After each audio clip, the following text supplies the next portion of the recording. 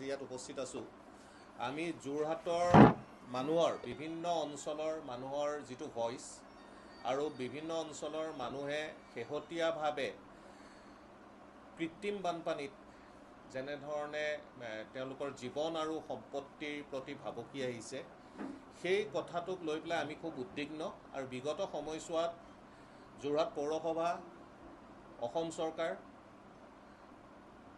আৰু সংশ্লিষ্ট যিবিলাক বিভাগ আছে এই বিভাগসমূহত সংগঠিত হোৱা বিয়াগুম কেলেংকাৰীৰ পিছত জনসাধাৰণে কেনেধৰণে দুৰ্ভোগ ভুগিবলগীয়া হৈছে সেই কথাখিনিৰ সন্দৰ্ভত আজি এই প্ৰেছ কনফাৰেন্সখন কৰা হৈছে।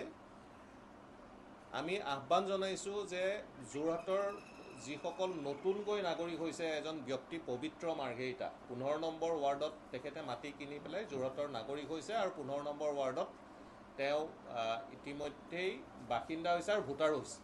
এতিয়া পবিত্ৰ মাৰ্ঘেৰিটা তাৰপিছত আমাৰ বিজেপি দলৰ সিদ্ধাংকু অংকুৰ বৰুৱা তেওঁৰ ঘৰৰ চোতালখন কালি পানী তেওঁৰ ঘৰৰ মানুহে কালি মোলৈ ফোন কৰিছে যে তেওঁ বিভিন্ন ঠাইত বান বিধ্বস্ত ৰাইজক শিৱসাগৰত যদিও সহায় কৰি আছে 10 নম্বৰ ৱাৰ্ড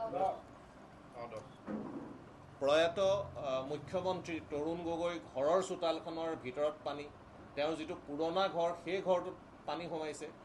গতিকে গৌৰৱ গগৈও যোৰহাটৰ নাগৰিক হিতেন গোস্বামীও যোৰহাটৰ নাগৰিক গতিকে এইসকল লোক থকা অৱস্থাত পবিত্ৰ মাৰ্ঘেৰিটা মই 4জন মানুহৰ নাম ক'লোঁ সিদ্ধাংকু অংকুৰৰ নাম ক'লোঁ শান্তনু পূজাৰী যোৰহাট জিলা বিজেপিৰ শাসক দলৰ সভাপতি এই সকলোবিলাক মানুহ থকাৰ পিছতো সকলোবিলাক মানুহ আমাৰ চিনাকি মানুহ থকাৰ পিছতো কিয় যোৰহাটখন পানীত ডুবি থাকিব লগা হয় এই কথাটো আমি বিভিন্ন ধৰণে বিশ্লেষণ কৰিছোঁ আৰু কৰি পেলাই আমি দেখিছোঁ যে যোৰহাটত ভয়ানকভাৱে বিশেষকৈ পৌৰসভাত দুৰ্নীতি হৈছে।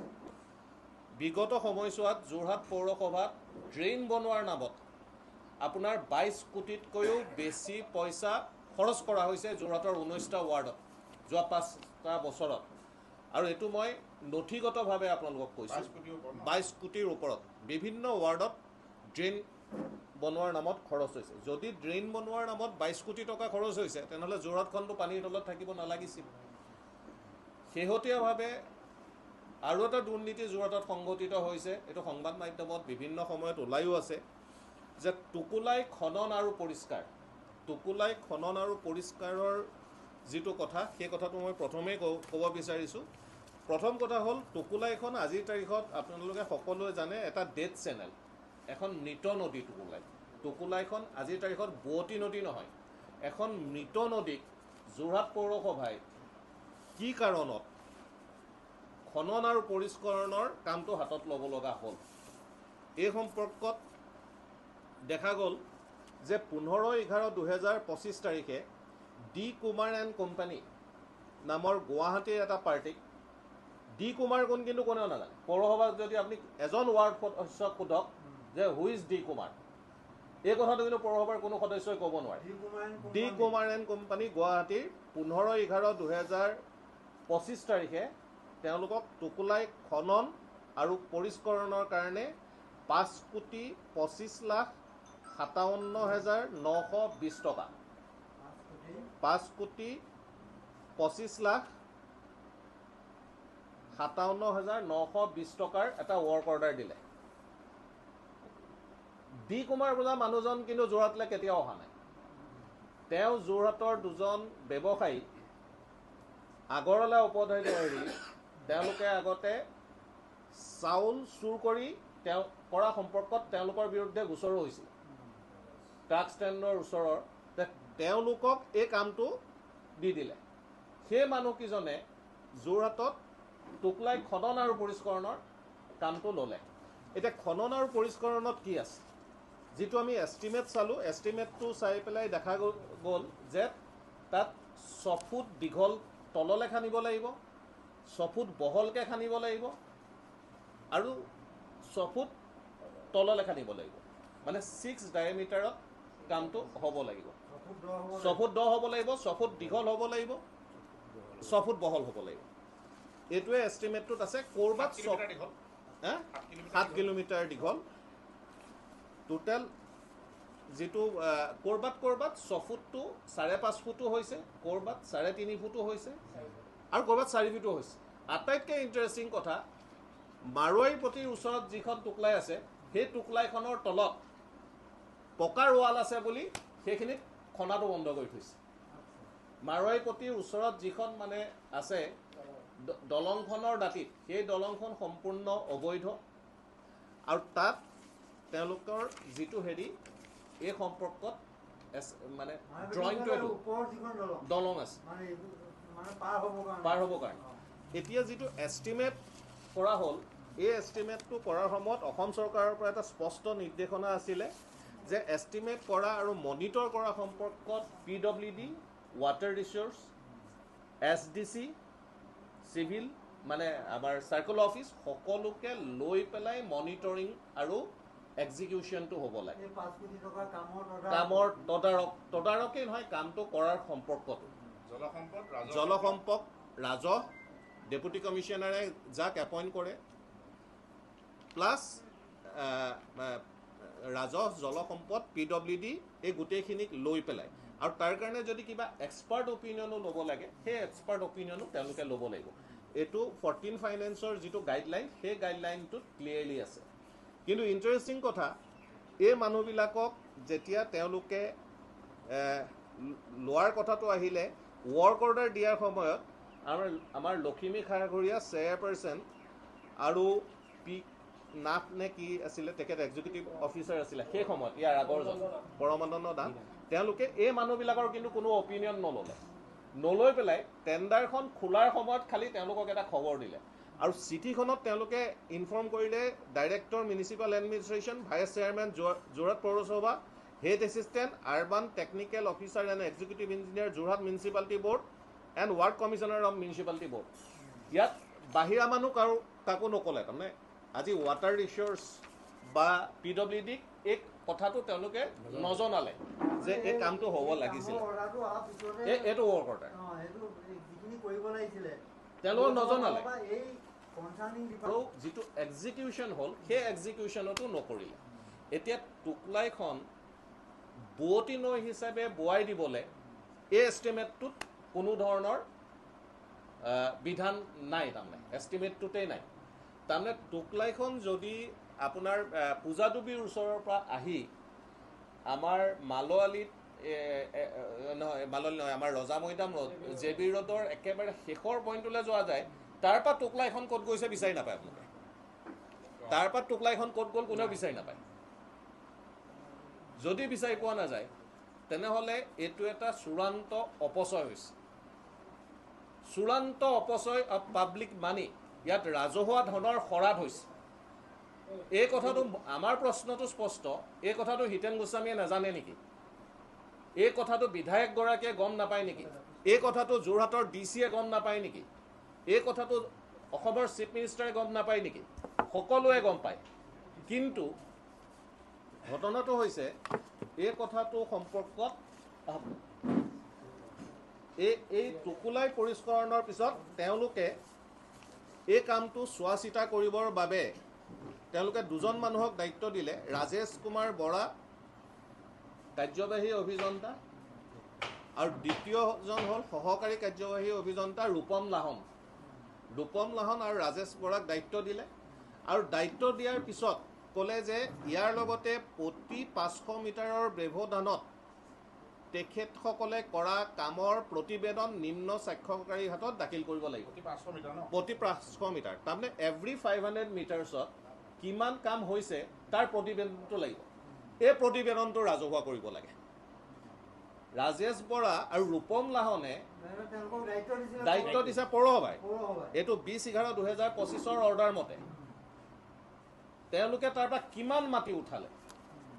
আজি যদি টোকলাইখন 6 ফুট খনা হয় সেই মাটিখিনি ক'ত গ'ল সেইখিনি যোৰহাটৰ মানুহক দেখুৱাই দিব লাগে, যোৰহাটৰ সংবাদদাতাসকলক দেখুৱাই দিব লাগে, মিউনিচিপালিটিৰ চেয়াৰমেনে, যোৰহাটৰ বিধায়কে। সেই মাটিখিনি ক'ত গ'ল? এটা মাটিৰ পাহাৰ হ'ব। টোকলাই যদি 6 ফুটকৈ খনা হয় মাটিৰ পাহাৰ হ'ব। এই মাটিৰ পাহাৰটো ক'ত গ'ল? টোকলাই কোনো খনন হোৱা নাই। টুকলাইত কি কৰিছে যিটো জাবৰ আছে সেই ফকলেণ্ডটো দি পেলাই জাবৰটো ঠেলি আছে ছাইডতে ৰাখিছে আকৌ যেতিয়া বৰষুণ আহি যায় আৰু তালৈ গুচি আহিছে এতিয়া কথাটো হ'ল এই যে কামটো হৈছে এই কামটো কৰি ইতিমধ্যে 2.5 কোটি টকা লৈ গ'ল ডি কুমাৰন কোম্পানীয়ে 2.5 কোটি টকা লৈ গ'ল যেতিয়া 2.5 কোটি টকা পে'মেণ্টটো হৈছিলে ৱাটাৰ ৰিচোৰ্চৰ কিবা ক্লিয়াৰেঞ্চ দিছিলেন PWDয়ে কিবা ক্লিয়াৰেঞ্চ দিছিলেন বা অন্য কোনোবা বিভাগে ক্লিয়াৰেঞ্চ দিছিলেন কোনেও ক্লিয়াৰেঞ্চ দিয়া নাই যিখিনি বিভাগক জড়িত কৰিব লাগিছিলে এজ পাৰ গাইডলাইন কাকো কৰা নাই নকৰি পেলাই পৌৰসভাৰ যিকেইজন ইঞ্জিনিয়াৰ আছে তেওঁলোকৰ মই কোৱালিফিকেশ্যনটো লৈ পেলাই হেৰি কৰিব খোজা নাই তেওঁলোকৰ qualification is all R junior engineer তেওঁলোক হ'ল জুনিয়ৰ ইঞ্জিনিয়াৰ তাতকৈ আজি নদী এখনৰ যেতিয়া খনন কৰা হয় সেই খননৰ প্ৰক্ৰিয়াটো অসম চৰকাৰৰ মূল বিভাগটোৱে হ'ল জলসম্পদ আজি জলসম্পদক পৌৰসভাই কিয় নকৰিলে জলসম্পদক জড়িত নকৰাৰ কাৰণটো এইটোৱেই আৰু যদি জলসম্পদে এই সম্পৰ্কত ন' অবজেকশ্যন দিছে টুকুলাই খনন হৈছে বুলি জলসম্পদৰ ইঞ্জিনিয়াৰে কয় তেনেহ'লে সেইটো ৰাজহুৱা কৰিব লাগে কোনো আমি জনাত মোৰ খবৰত জলসম্পদৰ কোনো মানুহে ইয়াত ন' অবজেকশ্যন দিয়া নাই PWDৰ কোনো মানুহে দিয়া নাই আৰু আটাইতকৈ ডাঙৰ কথা এইটো যদি হৈছে আপোনালোকে চাব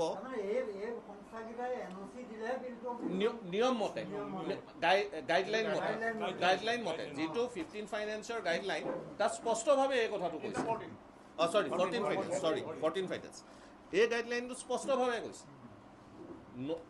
অপৰিকল্পিতভাৱে টুকুলাইখন যেতিয়া খান্দি দিয়া হ'ল যোৰহাটৰ বিভিন্ন ঠাইত পানী উপচি পৰিল Garmur Lichubari Borda Phukan road 1 number ward Borda Phukan ৰোডত এইবাৰ 41st টাইম পানী হৈছে যিটো অৰূপ বৰুৱাৰ ঘৰৰ ফ্ৰণ্টৰ যিখিনি কথা কিহৰ কাৰণে হৈছে টুকুলাই পানীটো বেক কৰিছে টুকুলাই পানীটো বহু অঞ্চলত বেক মাৰিছে এই অপৰিকল্পিত যে খননটো হ'ল কোনো ছিষ্টেম হেৰি নকৰাকৈ আৰু মিউনিচিপালিটিৰ চেয়াৰমেনগৰাকী ৰবি ৰজক বুলি এগৰাকী ৱাৰ্ড কমিশ্যনাৰ এইবিলাকে ফটো দি থাকে এই কথাটো আমি পৌৰসভাৰ প্ৰতিজন ৱাৰ্ড সদস্যক কৈছোঁ মই ব্যক্তিগতভাৱে যিসকলক চিনি পাওঁ তাৰপিছত পৌৰসভাৰ 12জন সদস্যই AGP BJP আৰু কংগ্ৰেছৰ 12জন সদস্যই ইতিমধ্যে মিউনিচিপালিটিত এখন চিঠি দিছে আৰু সেই চিঠিখনত তেওঁলোকেই কৈছে যে টুকুলাই খনন আৰু পৰিষ্কাৰ কৰাৰ নামত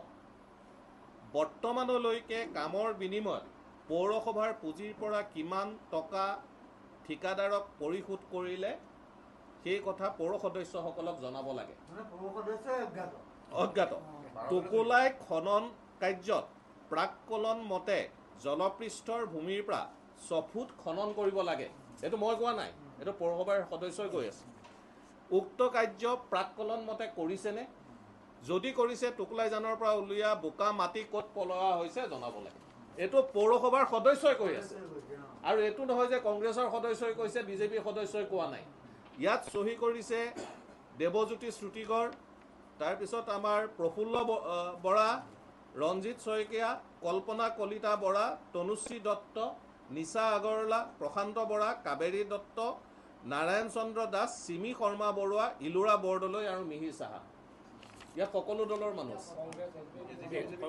তাৰমানে এই কাগজখনে প্ৰমাণ কৰি দিয়ে অন্য আমি কোৱা কথাটো নালাগে এই পৌৰসভাৰ সদস্যসকলে যিটো কুৱেশ্যন কৰিছে পৌৰ সভানেত্ৰী এই কথাটোৱে প্ৰমাণ কৰি দিয়ে যে পৌৰসভাত কিমান ডাঙৰ ঘাপলা হৈ আছে এইটো অকল টুকুলাই কথা ক'লোঁ আপোনাক টুকুলাইত এতিয়ালৈকে 2.5 কোটি টকা উলিয়াই দিয়া হ'ল 5 কোটি 44 লাখ টকাৰ কামটো কিন্তু টুকুলাইৰ ওপৰত যিবিলাক অবৈধ নিৰ্মাণ কাৰ্য হ'ল টুকুলাইত যিবিলাক মানুহক মাটি দিয়া হ'ল লিষ্টখন ওপেনে কৈ দিব কোন কোন মানুহক ম্যাদী পটা দিয়া হ'ল টুকুলাইৰ ওপৰত হিতেন গোস্বামীয়ে মই একদম স্পষ্টভাৱে কৈছোঁ হিতেন গোস্বামী MLA হৈ থাকোঁতে যিসকল মানুহক মাটি দিয়া হ'ল সেই মাটিৰ পৰা যদি টুকুলাই পৰিষ্কাৰ কৰাৰ তোমালোকৰ উদ্দেশ্য আছিলে টুকুলাইখন ভাল কৰাৰ উদ্দেশ্য আছিলে কিয় তোমালোকে টুকুলাই মাৰি কিয় তুমি এই মানুহকেইজনক দিলা তেওঁলোকৰ লগত আমাৰ ব্যক্তিগত একো নাই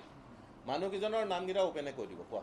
1 নম্বৰ হ'ল টোকোলাই মাটি জনৰ মাটি দিয়া খুমচন্দ গাতানী, খুমচান গাতানী, চাদাৰ মল পিতাকৰ নাম, চাদাৰ মল পিতাকৰ নাম। 2 নম্বৰ যুগল কিশোৰ আগৰৱালা, টোকোলাইজনৰ তেওঁক 18 লোচা মাটি দিছে। 18 লোচা দিছে। যুগল কিশোৰ আগৰৱালা, পিতা যুগল কিশোৰক দিলে 462 নং দাগৰ এইটো 11.34 11 লোচা মাটি।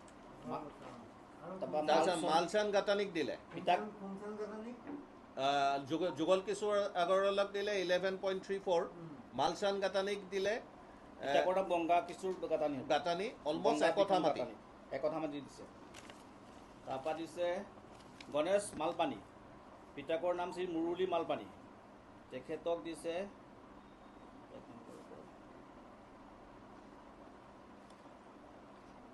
একঠা 1.3 লোচা। তাৰপৰা উপেন ঠাকুৰীয়া, চন্দ্ৰ নহয় পিতা শচীন্দ্ৰ ঠাকুৰীয়া, তেওঁকো প্ৰায় আধা কঠা মাটি দিছে। 2002 চনতে দিছে। এই মাটিখিনি যেতিয়া দিছিলে ম্যাদী পতা গোটেইখিনি এই যেতিয়া যিখন কমিটি আছিলে সেই কমিটিখনৰ হেৰি আছিলে হিতেন গোস্বামী, MLA আছিলে মানে 2001 পৰা 2005লৈকে। তেওঁৰ দিনত দিলে এইখিনি RTI কৰি পেলাই ওপেনে উলিয়াই পেলাই এই গোটেই তথ্যখিনি আমাৰ লগত আছে। পৰৱৰ্তী সময়ত যেতিয়া টোকোলাই জীয়াই তোলাৰ প্ৰশ্নটো উঠিলে তেতিয়া যোৰহাটৰ মানুহে দাবী কৰিলে, এইটো ইতিমধ্যে আমি বহুতবাৰ কৈছোঁ, যোৰহাটৰ মানুহে দাবী কৰিলে যে টোকোলাইক যিসকল মানুহক মাটি দিয়া হ'ল সেইটো কেঞ্চেল কৰি সেই মাটিখিনি ঘূৰাই আনিব লাগে। এতিয়া যদি টোকোলাই খননটো আৰম্ভ হয়, আপুনি পৌৰসভাৰ উপসভাপতিজনৰ ঘৰৰ বেক চাইডৰ পৰা আপোনালোকে জেগাটো চাব। পৌৰসভাৰ উপসভাপতিকে ধৰি কেইবাজনো সদস্যই টোকোলাই বেদখল কৰি আছে, তাত কনষ্ট্ৰাকশ্যন কৰিছে।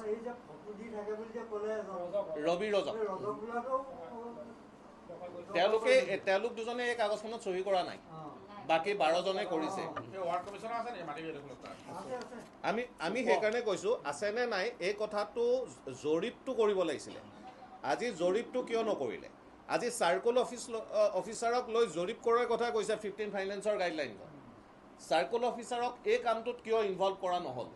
চাৰ্কল অফিচাৰে ক'ব যে মাটি ইমান আছিলে, তাত কিমান বেদখল হৈছে, মইতো ইয়াত গাই থাকি লাভ নাই, অন ৰেকৰ্ড চাৰ্কল অফিচাৰে ক'ব।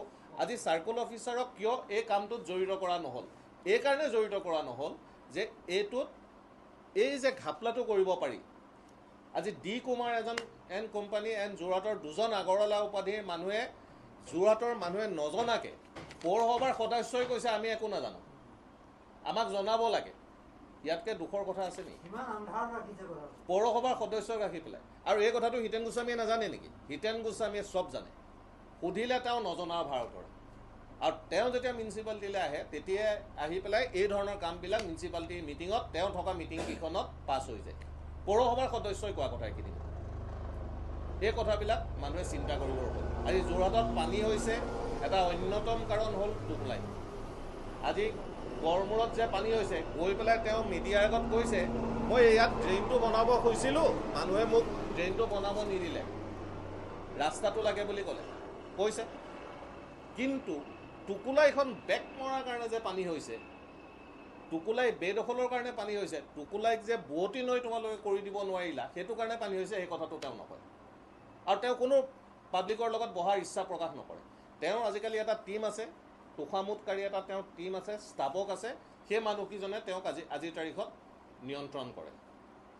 গতিকে টোকোলাই সম্পৰ্কত যিটো হেৰি হৈছে আমি ডেপুটি কমিশ্যনাৰকো এইটো জনাম, ফাৰ্ডাৰ যাতে কোনো পে'মেণ্ট নহয়। আৰু যিটো 2.5 কোটি টকা পে'মেণ্ট হ'ল, এই পে'মেণ্টটো তৎকালীনভাৱে ঠিকাদাৰৰ পৰা ঘূৰাই আনিব লাগে। গোটেই